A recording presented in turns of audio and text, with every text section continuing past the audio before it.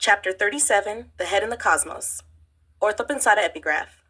The cosmos is composed of two fundamental realities, consciousness and energy, or in other words, the thought, energy, and sentiment, those ni, and nature.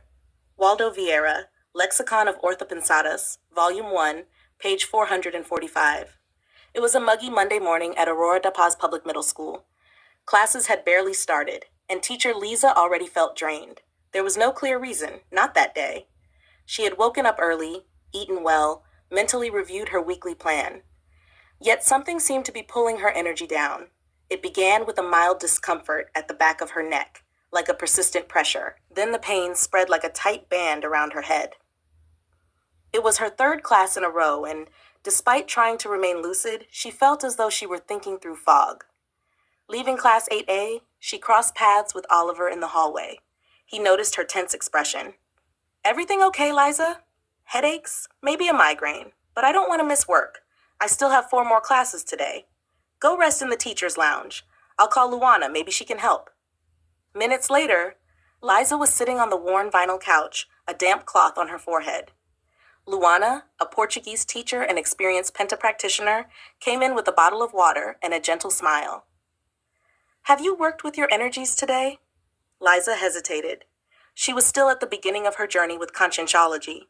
She had read parts of 700 experiments, knew a few terms, but had rarely practiced anything. "To be honest, no. I couldn't even think about it. My head feels like it's short-circuiting." Luana sat beside her. "Then let's do it together. I'll guide you." They both closed their eyes. Liza tried to follow the instructions to circulate energies from her feet to her head, and then from her head to her feet. Everything felt stuck. She felt ridiculous, frustrated, until something changed. The pain began to retreat. The air in the room felt lighter. She felt a cooling environment around her. Her energies were pulsing, vibrating. Luana opened her eyes and smiled. "There's an extra physical consciousness nearby assisting, probably a function helper. You're not alone." Luana received a confirmatory energetic shower. Just then, the door creaked open. It was Agnaldo, the math teacher, with a furrowed brow and a hand on his forehead. "Sorry to interrupt, but this headache today is brutal. Are you feeling the strange vibe too?" Luana and Liza exchanged glances. Oliver, watching from the doorway, said casually, "Come on in, Agnaldo. I think you just walked into the right place at the right time." Evolutive commentary. Conscientiological analysis of the story. Liza's case represents a recurring situation among teachers who are new to the consciential paradigm. The lack of awareness about the energetic causes of symptoms that appear to be merely physical, such as headaches. By accepting Luana's suggestion and experimenting with the vibrational state, Liza demonstrates a break in resistance and an openness to self-research, an essential step in the process of consciential re-education. Luana's active role as a penta practitioner illustrates the importance of silent and respectful interassistance in daily school life. Her discreet support allowed the formation of an assistantial field where not only was there symptomatic relief, but also the beginning of a self-research turning point. Agnaldo's entrance, also sensitive to the dense atmosphere, highlights the principle of assistantial convergence. Consciousnesses in the process of recycling begin to recognize the signs of the surrounding Holothocene and instinctively seek out people and spaces that support rebalancing.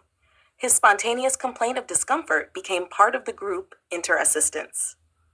Therapeutic strategies involved non-impositional welcoming, encouragement of direct energetic experience through the vibrational state, discrete interassistance by the penta practitioner, creation of a microfield of de-intrusion in the school environment.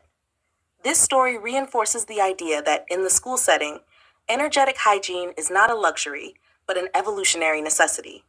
Small gestures, when combined with cosmoethical intentions and interdimensional connections, can trigger major shifts in personal recycling processes. As Liza begins to understand, when pain resists intraphysical logic, perhaps it's time to listen to the silent cosmos of the energosoma itself. End of Chapter 37, The Head in the Cosmos. From the book Between Classrooms and Dimensions, Consciential Tales from School Life. Author, Fábio Klester. Written in May 2025. Revised and expanded edition in November 2025. Available in print in Portuguese and English through Clube de Autores, and free of charge on Google Play Books in ebook format.